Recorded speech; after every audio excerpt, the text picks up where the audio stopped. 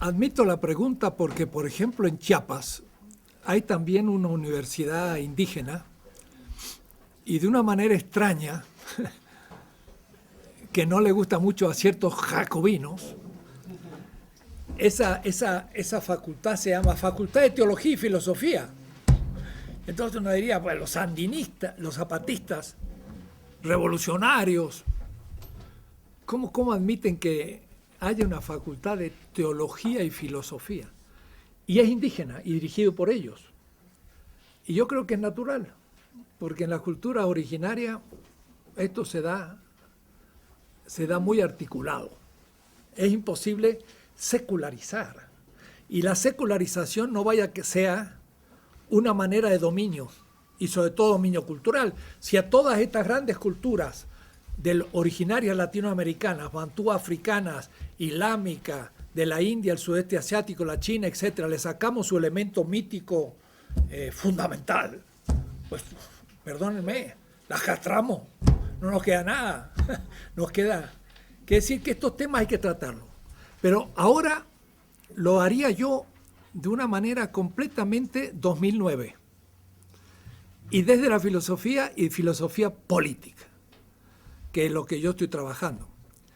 Hay un autor alemán, que además era católico, igual que Heidegger que otros, porque hay que ver la procedencia, no es lo mismo un Habermas protestante, que se llama Carl Schmitt, que hace una enorme crítica al pensamiento liberal. Entonces por eso que aún le viene bien a la izquierda, porque le da argumentos contra los liberales.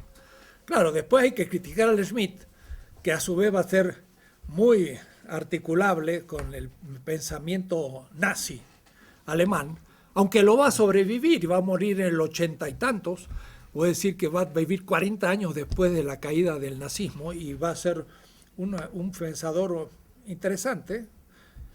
Y él escribió en 1927 un libro que se llamó La teología política, que es una reflexión sobre Hobbes. Entonces, a mí me situaría en este tipo de reflexión.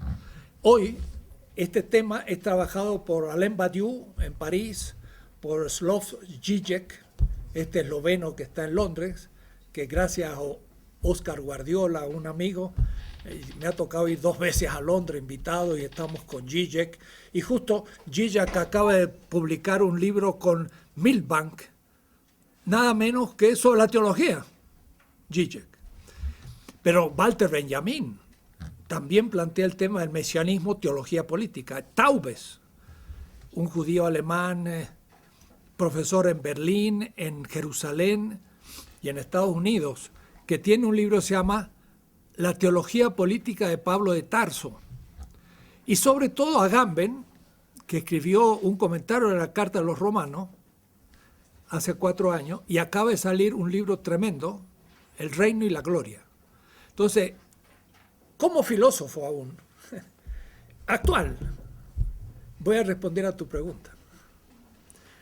El por qué, lo interesante de esta reflexión actual, ni siquiera contemporánea, se está debatiendo ahora. O sea, yo acabo de escribir un artículo sobre la filosofía política de Pablo de Tarso, se lo envié a Michael Levy, este gran marxista de París, que es muy interesante, un marxista judío, ateo, especialista en teología de liberación latinoamericana.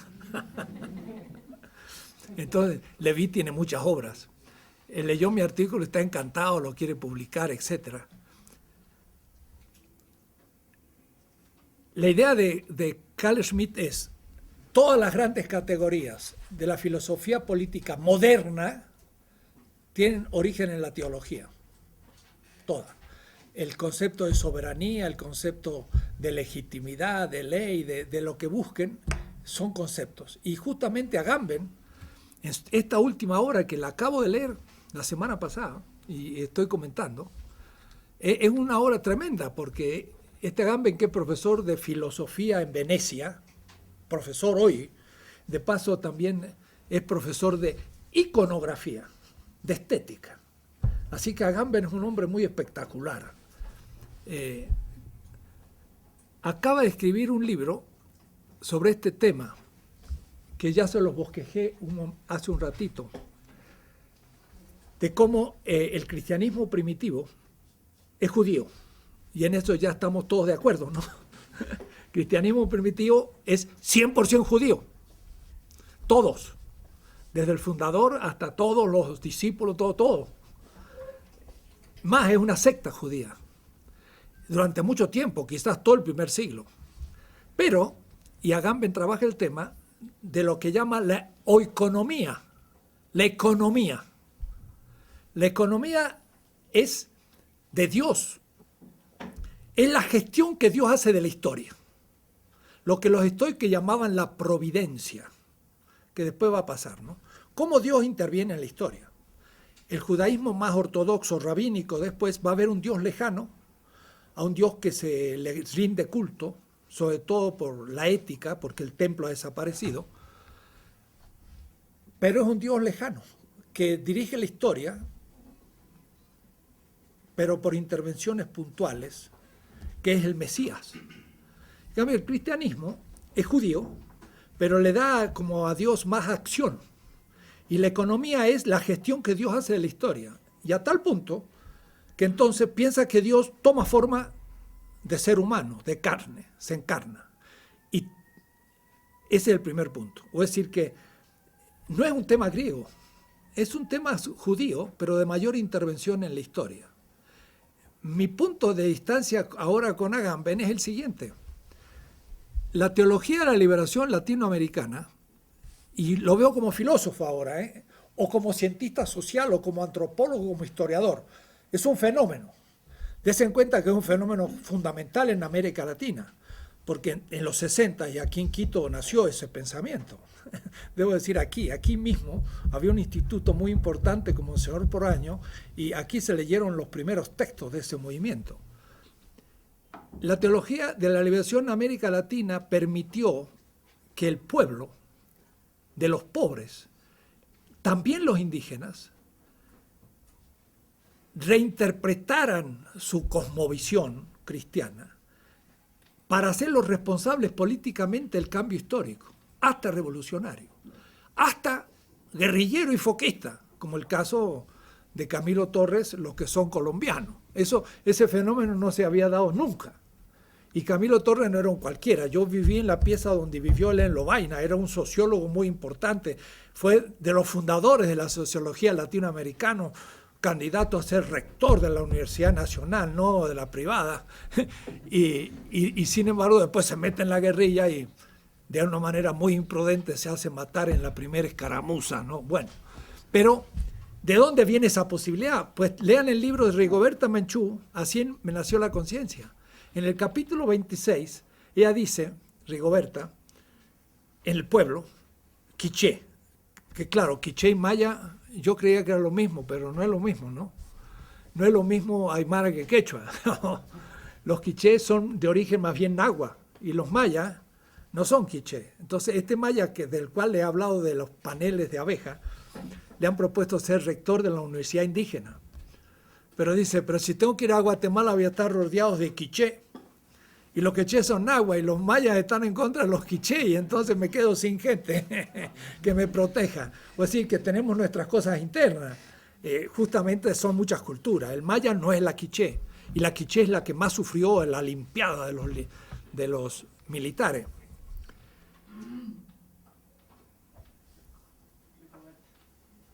Entonces, la Rigoberta Menchú dice, en nuestro pueblo venían los militares, hacían redadas, nos sacaban a los jóvenes, mataban gente, pero un día empezamos a leer nuestros libros, que luego de la imposición española, la llamada Biblia pasó a ser un texto religioso de los mayas también. Es decir, son 500 años de dominación, pero que incorpora muchas cosas.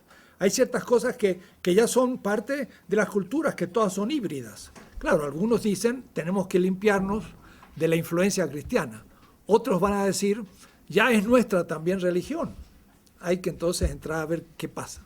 Lo cierto es que ellas dicen, empezamos a leer la Biblia y fuimos al Éxodo y leímos que Moisés, que de paso Moses como Ramsés, es egipcio. No es palestino ni hebreo, sino que es un egipcio. Y el libro del Éxodo es un libro pedagógico, no es un libro histórico. Es una invención más o menos en el siglo XII de las tribus de las montañas, de la propia Israel en la época de los jueces. Hay un gran historiador, Gottwell, en Nueva York, tiene un libro de 1500 páginas sobre las tribus de Yahvé. Bueno, pero leímos ese libro del Éxodo y entendimos que el faraón dominaba a los esclavos. ¿Y quiénes son los faraón en Guatemala? Son la dictadura militar. ¿Y quiénes son los esclavos? Somos nosotros. Entonces empezaron a leer el Éxodo como la teología de liberación y que les permitió el texto pasar a ser actores de la historia. En vez de volverse el texto en contra, decirle hay que ser obedientes, Dios lo quiere, dice Dios lo que quiere es que ustedes luchen para ser libres contra el faraón. Fue una reinterpretación. Y esa reinterpretación es una teología política, es una política, pero de liberación. Eso impactó a toda América Latina, toda. 100.000 comunidades de base en Brasil hacen que Lula pueda ser presidente. Progresista que ha traicionado los principios del PT, puede ser, pero entre Lula y Calderón, mi presidente mexicano, prefiero 100 veces a Lula, ¿no? Y entre un Uribe y Hugo Chávez, pues ninguno de los dos, primero, los dos son humanos y en la política nada perfecto. Por lo tanto, uno puede hablar más, como Chávez, y otro, en cambio, hablar solo cuando debe, como es Evo Morales. Lo que pasa es que uno es un mulato y la cultura mulata es más expresiva y el indígena es más recatado. Entonces el Evo Morales no comete errores.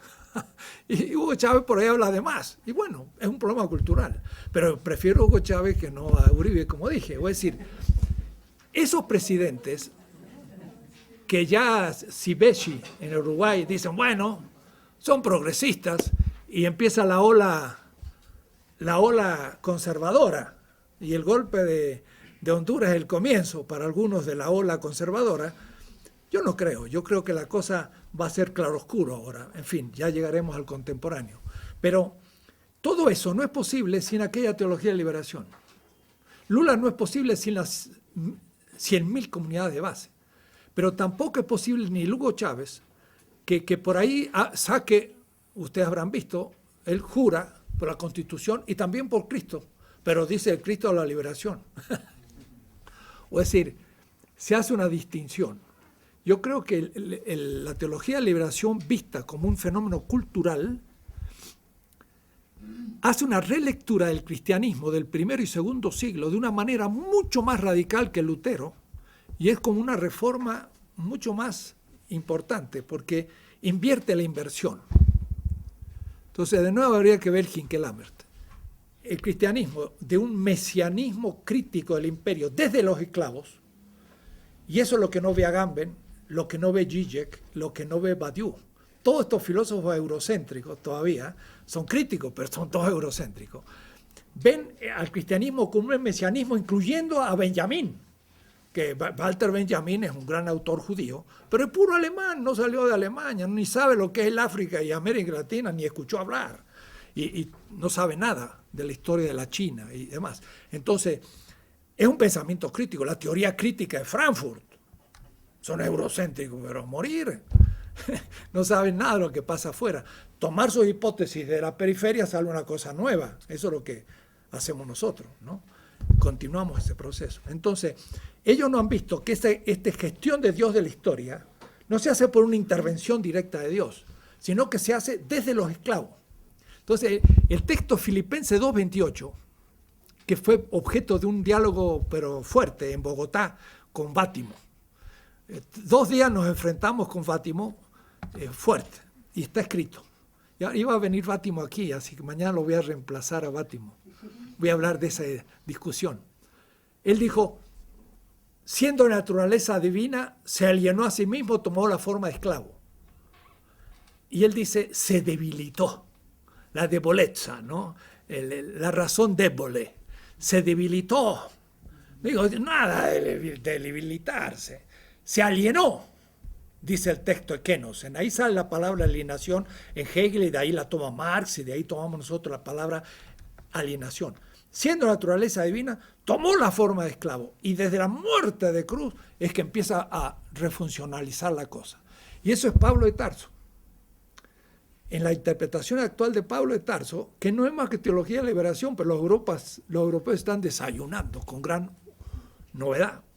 Pablo de Tarso escribe una carta a Roma, a los romanos, que era una pequeña comunidad subversiva, y le dice, el criterio de la justicia no es la ley. ¡Ja!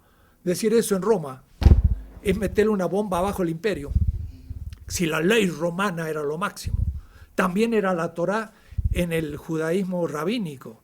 La ley no es el fundamento, sino, y ahí viene el problema, en hebreo la emuná, en griego la pistis, y en castellano la fe. ¿Pero qué significa la fe? Entonces dice Fidel Castro, cuando el pueblo crea en el pueblo. Eso es la fe. Cuando el pueblo tome conciencia que puede ser actor de la historia. Eso es la fe. Y ese es el criterio de nueva legitimidad y nueva ley. He escrito eso en un artículo, ¿no? Bien a fondo y con textos hebreos, griegos, académicos y todo, pero para decir una cosa fuerte, ¿no? Voy a decir que Pablo rompe toda la filosofía helénica, que nunca tuvo el sentido de la ruptura revolucionaria. Porque al decir la ley no es el fundamento, tampoco es el Estado, y el grupo de los pobres oprimidos y esclavos, ahora en su autorreferencia a sí mismo, son el principio de legitimidad. Lo voy a explicar eso en la política. Fantástico, eso es una novedad en la historia mundial. Eso es lo que la teología de liberación captó y permitió a los jóvenes cristianos y a muchos entrar a la política, hasta a los grupos foquistas, cometer errores estratégicos. ¿Qué le va a hacer? Se cometen. Pero eso impactó de tal manera que el imaginario popular empezó a ser respetado y tomado como punto de partida. Esta misma universidad y estos estudios no son posibles sin aquello, porque los primeros que hicieron experiencia de estar junto al pueblo, al alfabeto, hacer una reunión, y que un niño de 12 años hablara con la misma autoridad que un viejo, y que un abogado estuviera junto a un obrero, eso fue en las comunidades de base. El Partido Comunista nunca hizo esa experiencia porque era urbano, y el socialismo eran partidos de derecha. Nadie hizo esas experiencias. De ahí partió todo lo que está surgiendo en mi hipótesis. Es decir, el tema más importante de lo que se cree está subyaciendo en la etapa actual. Entonces, ahora recién, después de 20 años o 30, yo voy a poder plantear en filosofía la significación de un movimiento mítico, si el mito es un relato racional en base a símbolos. El mito adámico es un relato racional en base a símbolos. No es el origen del ser humano, el mito adámico, es el origen del mal hoy, en Quito, porque explica la estructura, es un mito, pero es un mito que se relee cada etapa de la historia. El mito prometeico es otro. Y también tenemos los grandes mitos, por ejemplo, en México, del Macehual. El Macehual para el azteca es el ser humano, en azteca, pero es el agradecido. Es el que de los dioses ha recibido la vida. Y la ha recibido gratis, que yo sepa. Nadie merece la vida. Porque ¿cómo voy a merecer la vida antes de ser? Cuando soy, entonces ya estoy vivo. O decir que inevitablemente debo mi vida Entonces, dar a otro la vida y dar a otro un bien se hace gratis, como la vida que recibí. Y eso es una economía de la donación, que era la economía antes de la modernidad en América. Era una economía mucho más racional, humana. Entonces, pero está fundada en mitos, y en mitos racionales, los nuestros. Entonces, para poder dar importancia a todo eso, hubo también que darle importancia a otros mitos que funcionaban en la cultura blanca y mestiza. Entonces, yo le vengo tomando la temperatura a la historia latinoamericana mes por mes, desde el 67 hasta ahora, y moviéndome en toda América Latina. Entonces, conozco mucho cómo se fueron originando las discusiones. Y me doy cuenta cuando un texto no entiende lo que pasó porque ignora muchas cosas. Estas son de las cosas ignoradas en esta historia. Es la función de una iglesia que, como Monseñor Proaño aquí, se comprometió con los indígenas y con un pueblo, y luego, por un mecanismo de corrupción romana, todo eso es limpiado y se transforma en una cosa ahora pues tradicional. Pero en los 60 y 70 América Latina vivió una experiencia muy importante. Ahora, da la casualidad que yo era profesor en una facultad de filosofía, siempre, mi modus vivendi. Entonces, se iba produciendo teología de liberación.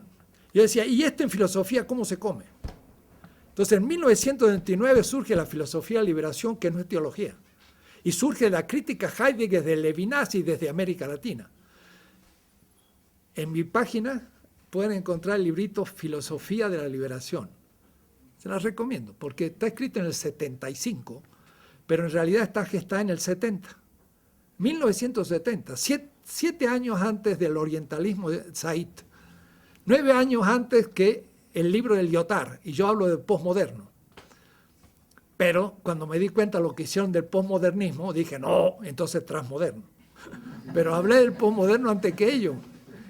Y del orientalismo también, nomás que como era un latinoamericano, pues nadie le ha dado importancia. Hablamos de muchas cosas antes, pero porque fue la lógica de una historia, pero que todavía no se ha escrito. Está ahí todavía en barbecho, y es necesario hacerlo para entender el fondo de que un Evo Morales pueda ir al Tiahuanaco a recibir el poder desde la tradición y los grandes sabios, y luego ir a La Paz y recibir la investidura de presidente. Eso es posible gracias a un reelaborar el imaginario mítico, que la izquierda, el marxismo, tenía un problema terrible, porque había que ser ateo para ser revolucionario.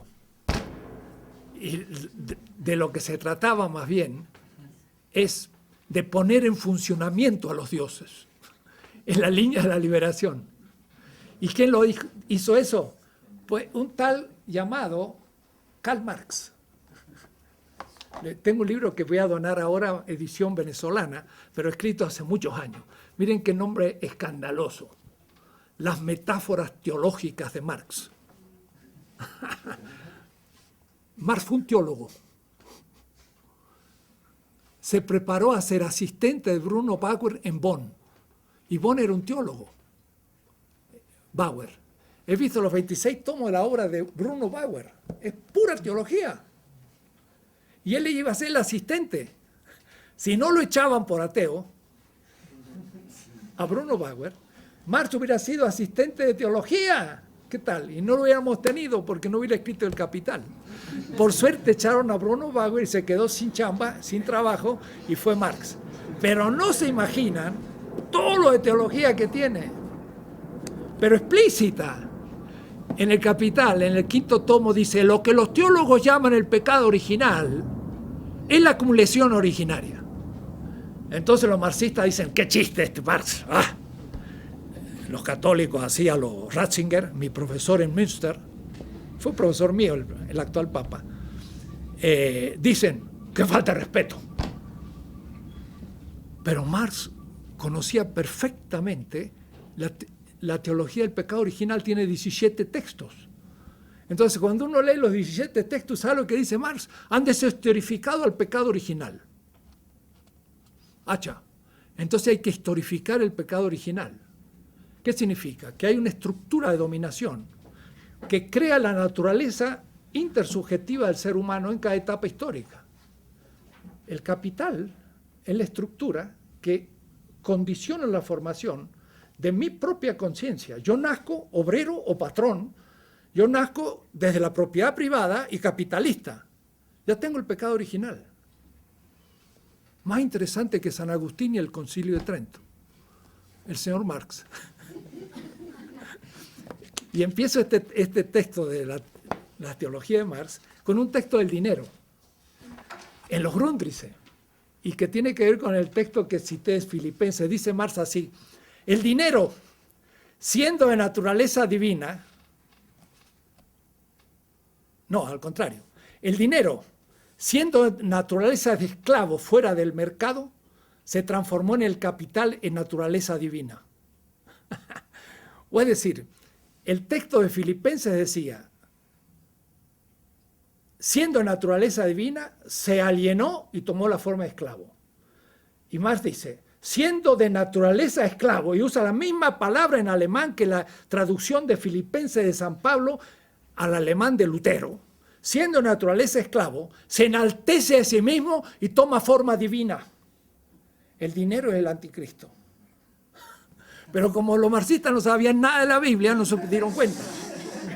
Y como los cristianos sabían nada de Marx, no se dieron cuenta. Marx estaba nada menos que diciendo que el capital era el anticristo.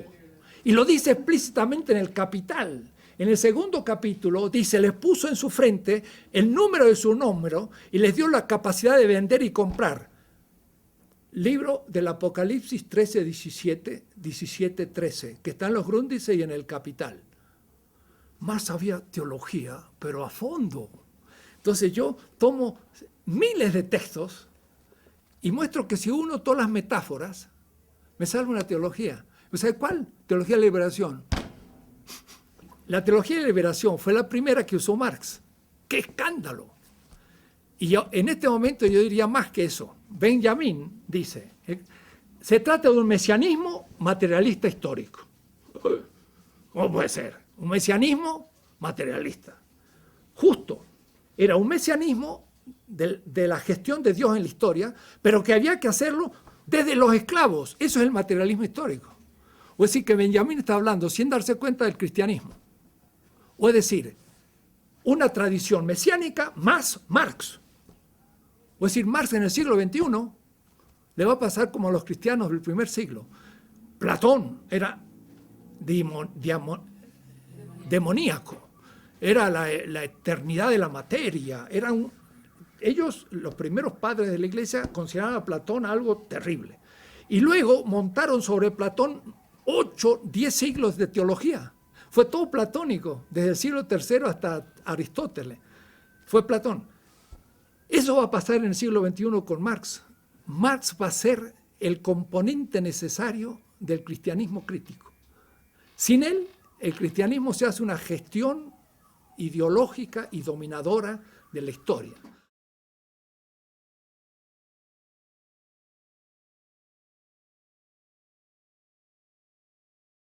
Ahora ustedes me dirán, bueno, pero Marx es europeo y no es de nuestras culturas originarias. Todo crítico de toda cultura le sirve a las demás culturas. Por eso que yo también creo que el diálogo transmoderno no es entre los que conocen cada cultura, los sabios de cada cultura, sino entre los críticos de cada cultura.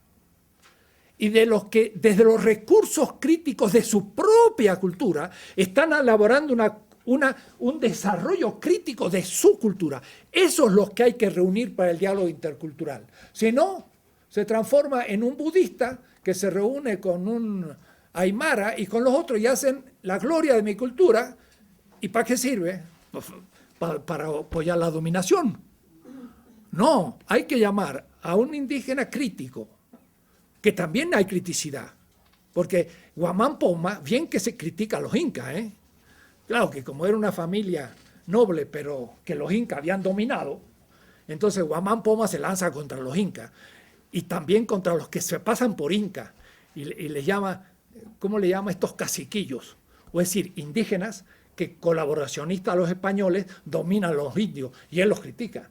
O es decir, Guamán Poma ya es un crítico también de la complicidad de los indígenas con el régimen español. Ese es el tipo de persona que yo necesito que discuta con un crítico del pensamiento bantú, que también tomó el pensamiento bantú para dominar a los bantúes, y con un chino que era confuciano y que criticaba a Confucio.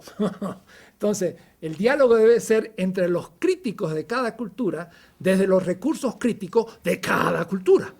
Y no hay que pedir a los europeos, como piensa Habermas, que me den los recursos críticos, porque cada cultura tiene recursos críticos. Y si no los tuviera, puede dialogar con la modernidad o con otras culturas para ver cómo elaboraron desde sus recursos propios los principios críticos y se pueden descubrir. Es una cosa a segundo nivel, ya mucho más complicado. Esto lo digo aquí en este trabajito que se llama La transmodernidad y la interculturalidad.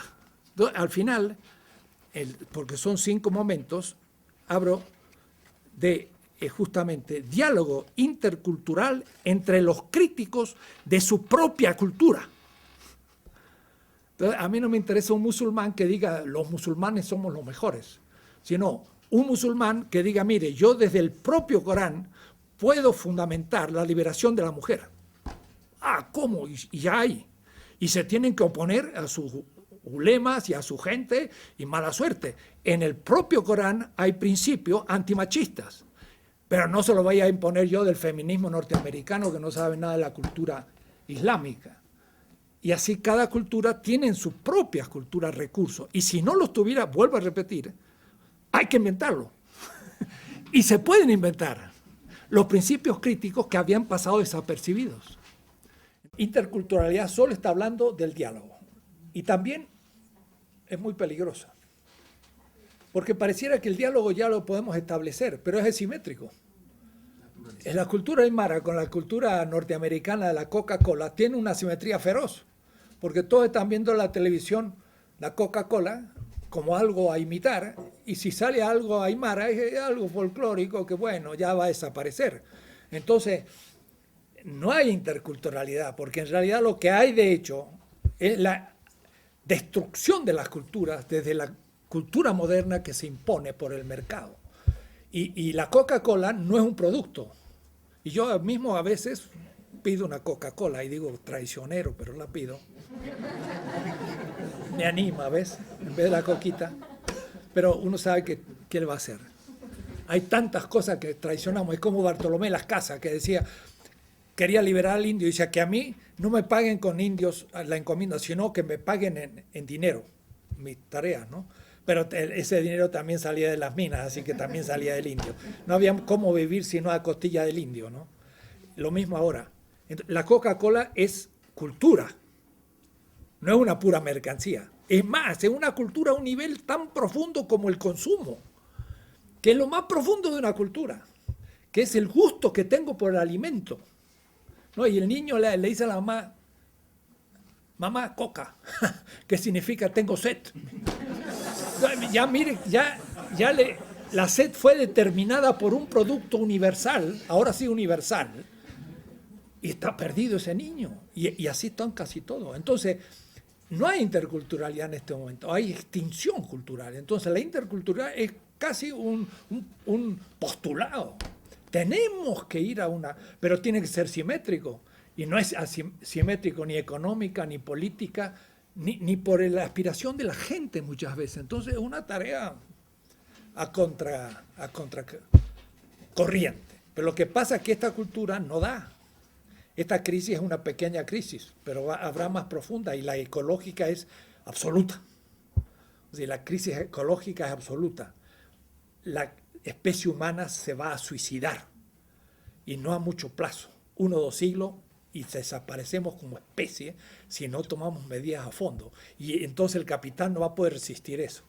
Ese punto no lo vio con claridad Marx, pero lo supuso en la teoría del plusvalor relativo.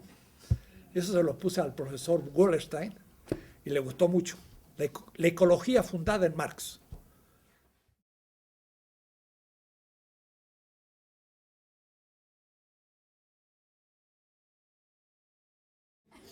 Las palabras se pueden cambiar.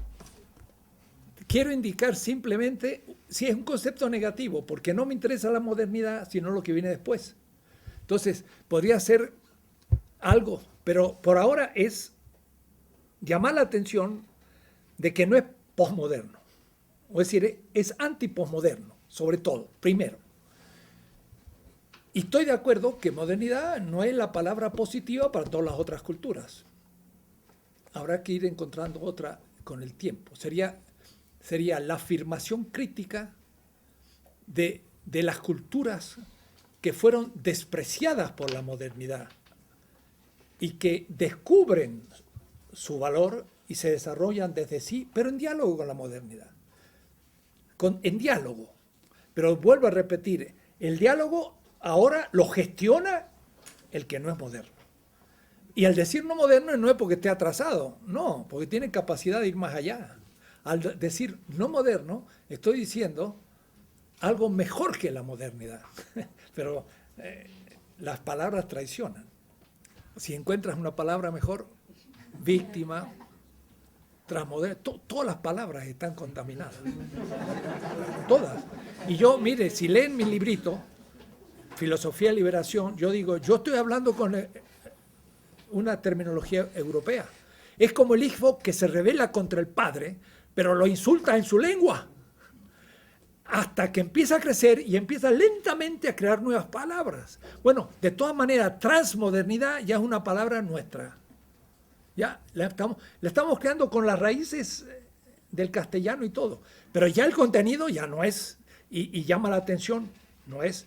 Igual que exterioridad, pero exterioridad en el sentido cultural también es novedoso, la alteridad nuestra, América Latina, ya empieza a haber una nueva terminología, porque tenemos, como dice muy bien Walter Miñolo, un distinto lugar de enunciado. Ahora, eso lo pueden ver ustedes en la Filosofía de Liberación en el año 69. Yo estaba estudiando Heidegger y Hegel, y estaba haciendo una ética ontológica de Heidegger. Y en el segundo capítulo me pasaron Levinas, Escanone. Dijo, lee este hombre. Yo estaba en París 4 años y no lo conocía, era un profesor de París. Leí aquello, en una semana y ¡pah!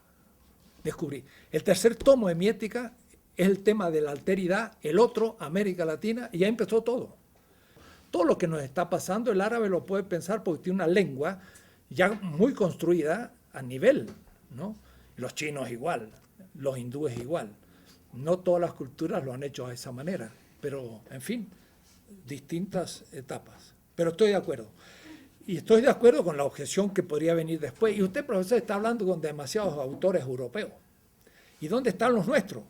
Y bueno, los nuestros están ahora recién hablando. Pues si yo digo, yo soy la última generación eurocéntrica y no puedo ya nacer no eurocéntrico, ya mis alumnos podrían nacer no eurocéntricos.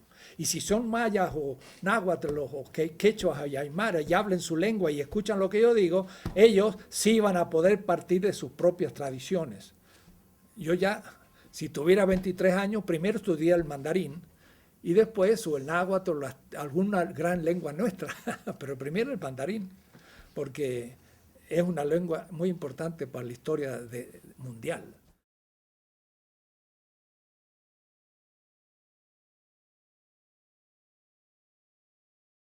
Leemos los autores europeos como se deben leer, cronológicamente, viendo su vida, cómo fueron produciendo cosas. Y luego leemos a los latinoamericanos, así, rapidito, 1 o 2 libros para dar cuenta y vamos para adelante. No se puede, hay que leer también la biografía. Eso es lo que he hecho en mi historia. No es una historia. Yo tomo los autores, por ejemplo, Hegel. Hegel, hasta Marx trabajó Hegel, pero Marx tampoco vio que Hegel era un gran autor metropolitano que hablaba de las colonias y que justificó las colonias. Marx no vio ese tema. Entonces Hegel pasa la sociedad civil al Estado pensando en Inglaterra y en las colonias. Y Hegel dice, en Europa hay cada vez más ricos menos y más pobres más. Es decir, más mayorías de pobres y los ricos se van haciendo cada vez menos. Entonces, ¿qué hace Europa? Envía a sus pobres a las colonias, dice Hegel. Y allá se vuelven una clase sustantiva porque tienen propiedad. Ahora, cuando en América se termine la geografía, Estados Unidos, nosotros ni entramos, entonces va a venir la revolución en América, porque se va a dar la contracción interna. Es decir, que Hegel en 1821 decía, Inglaterra ha descubierto que es mejor liberar a las colonias que mantenerlas sujetas. Y Iturbide decía, ¡viva la emancipación!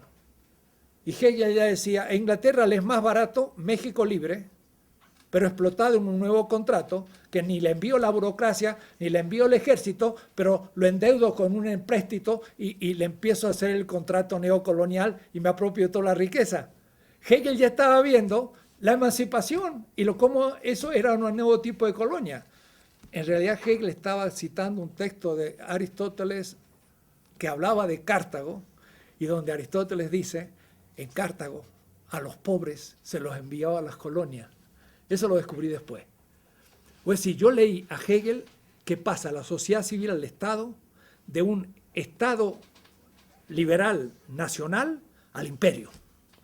Y al imperio inglés ya no hay contradicción de clases, porque hasta el obrero se siente inglés dominando a la periferia y entonces ya no hay lucha de clases. Y lo cierto es que no hubo, porque por más que hubiese trade unions y todo, nunca hubo revolución en Inglaterra. Entonces, Hegel vio el tema, pero yo leí el centro-periferia en el pensamiento de Hegel, que nadie lo había visto. Entonces, el asunto es releer todos los textos desde la periferia, un poco como hace Edward Said, que lee la literatura con la hipótesis del centro-periferia, es decir, una nueva lectura de toda la historia. Yo leo a Locke, pero no como el inventor del liberalismo, eso ya es conocido. Leo a Locke como el que justifica la esclavitud, que justifica la conquista de América y que justifica la dominación del indio. Está dado mismo en el segundo tratado del gobierno, que todo el mundo lee, pero que nadie ve. Está ahí, es un Locke terrible. Y Hume también, y así todos. Entonces voy leyendo lo no leído de los autores, pero o es decir, los puedo usar contra ellos. Pero todavía los Guamán Poma no tenemos tantos estudiados como para que ya partamos de ellos. Nezahualcóyotl, los grandes pensamientos de los amautas. Y al mismo tiempo, su complicidad con la dominación de su época. También. Tlacaelel propuso una gran ideología. Decía, el sol se puede apagar, ¿cierto? Porque el sol es el origen de la vida, que de ahí sale el maíz, y el maíz yo lo como y tengo vida. ¿Quién le da la vida al sol? Hay que hacer sacrificios. Eso era perfectamente racional. Significa, se daban razones. Pero de esa manera el imperio azteca tenía que conseguir víctimas para el sol. Y entonces el imperio azteca tenía una justificación también teológica, mítica, de su existencia. Tlacaelel, entonces, era un gran ideólogo del imperio, lo hacía nada menos que el que soportaba al sol. Era una gran visión de dominación. Y por eso Nezahualcóyotl critica esto, pero sobre todo la tradición de Quetzalcóatl, en que dice que no hay que haber sacrificio. Entonces podemos empezar a ver las críticas internas del imperio azteca. Y cuando llega Cortés y dice no hay que hacer sacrificio, dice, este debe ser de los de Quetzalcóatl, que también estaban en oposición a los sacrificios. Entonces, estudiar esa contradicción interna es también parte de lo que tenemos que hacer. Pero de ahí tendría que surgir toda la filosofía futura nuestra, en diálogo con las otras, ¿no? Y sobre todo, como yo decía al principio del Omé, el Omé Teotl, significa el Dios, Teotl, dos. Omé Teotl, pero es abstracto, Omé Teotl. Quetzalcóatl es Quetzal, es las plumas del Quetzal, es lo divino. Y Coatl es el cuate, es el gemelo, es el otro. Entonces, Quetzalcóatl es lo mismo que Omé Teotl, uno simbólico y otro ya filosófico. Porque el dos divino ya es unívoco, ya no es simbólico, es un concepto. Y en cambio, Quetzalcóatl es un símbolo. Es decir, que el pensamiento azteca empezaba a ir a un pensamiento abstracto, conceptual, universal para los aztecas, ya no mítico, sino un logos propiamente filosófico azteca.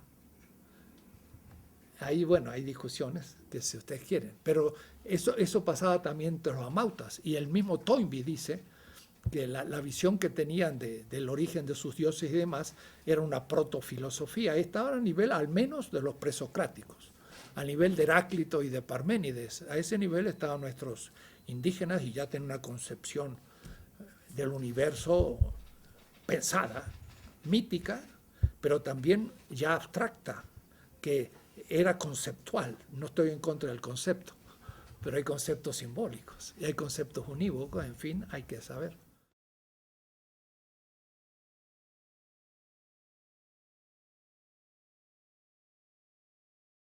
Podría aquí meter en la semejanza, o es decir, uno de los grupos podría imponer su visión, A, imponérselo a B y a C, y hacer de su visión, pero eso sería la identidad que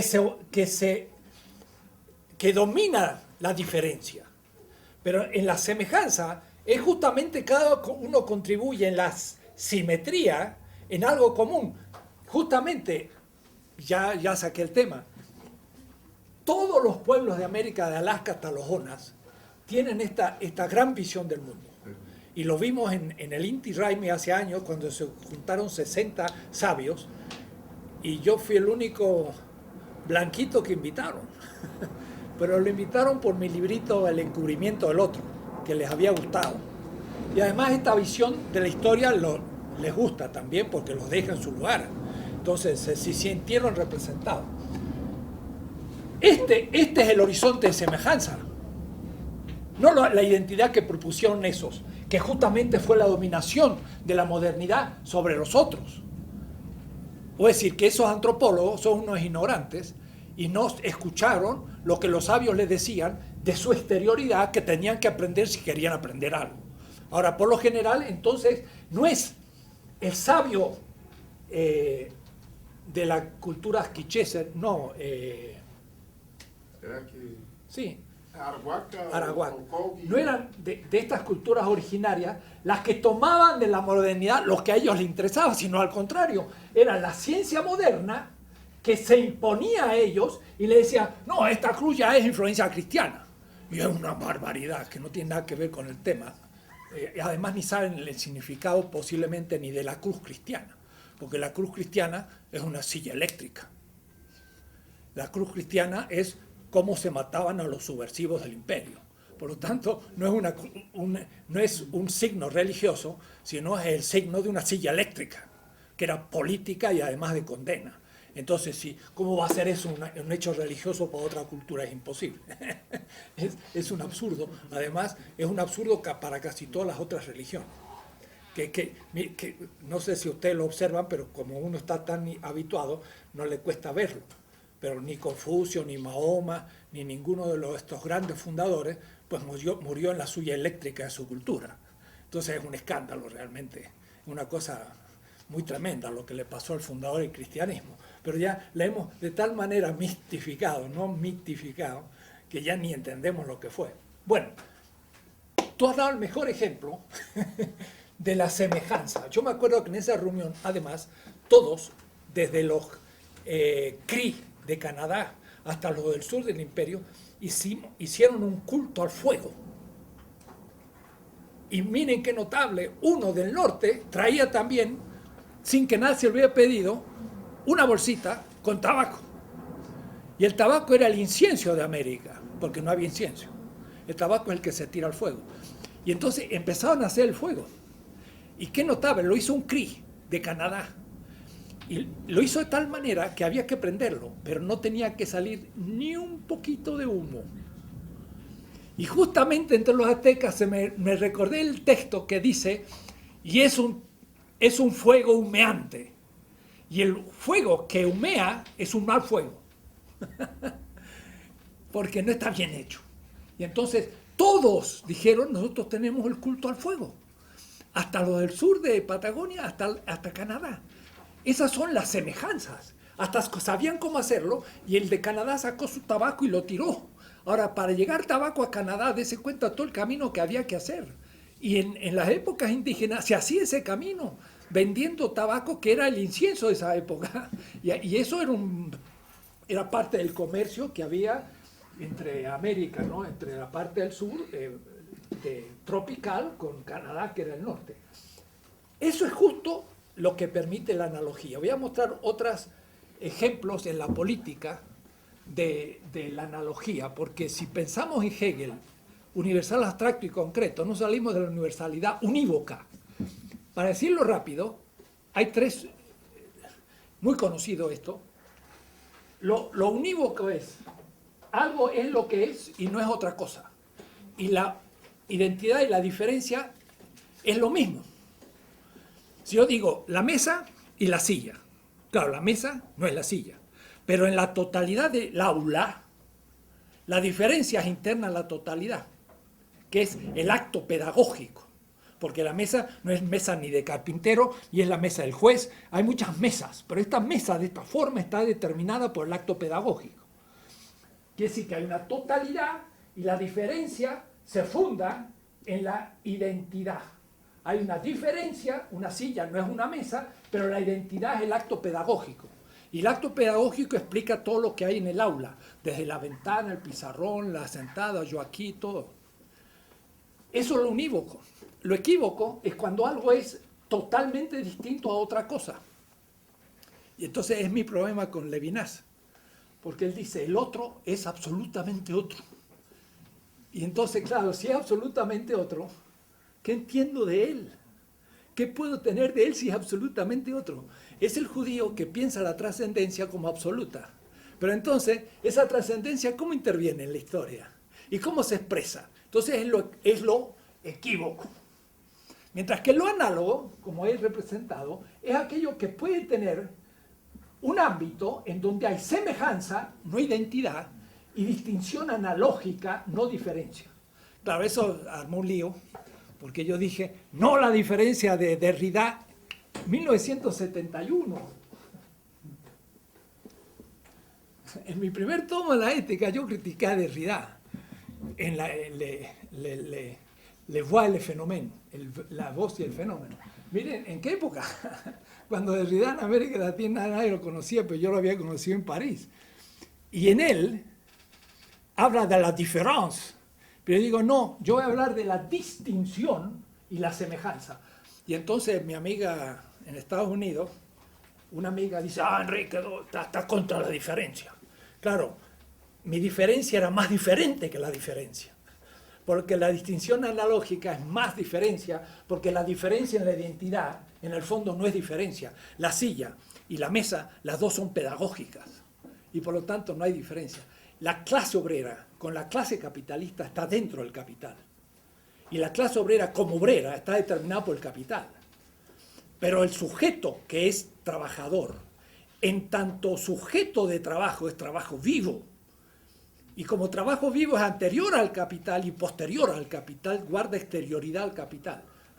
Esa es una discusión con Negri, es una discusión con mucha gente, y lo tengo muy claro, y en eso nadie me lo ha podido refutar. Marx piensa eso. Entonces, la analogía permite pensar en la semejanza. Entonces yo podría decir, todas las culturas indígenas piensan en estos 4 puntos, que en el fondo son primeramente 2, y después se hacen 4, por eso mujer, varón, las abuelas y los abuelos, y la mujer casi siempre aparece antes porque es la gestadora, es la matriz, pero, y luego se hace 4, y estos son los puntos cardinales. El norte, claro, para los del norte, el norte es frío, pero para los incas el sur es el frío. Entonces lo que en el norte se habla del norte, en el sur se habla del sur.